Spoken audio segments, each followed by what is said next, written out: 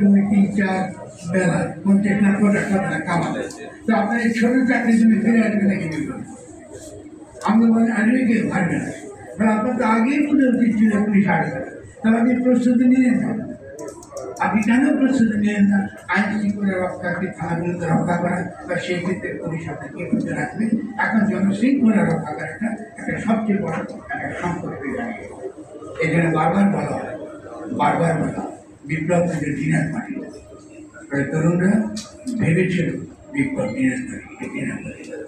তো আমাদেরকে মনে হয় এই বাস্তবতা আমাদের ফিরে আসতে হবে, আমাদেরকে বসে ফিরে আসতে হবে। তো এই কথাগুলো করার পরে আমি আগামী দিনে কিছু গুরুত্বপূর্ণ বিষয় আপনাদেরকে অবগত করে ব্যাখ্যা করবো, যেটা আমাদের করা দরকার। কিন্তু এখন আমরা গণ-অভ্যুত্থানের মধ্যে দিয়ে যে কাজটা করতে পারতাম সহজে, এখন এই কাজটা আমাদের অনেক কঠিনভাবে করতে হবে।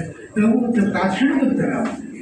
আপনারা জানেন যে আমরা সংবিধান গণতন্ত্র করেছেন, আমি তুষার সাক্ষী, সে বলেছে খুব সুন্দরভাবে সে তার বক্তব্য বলেছে।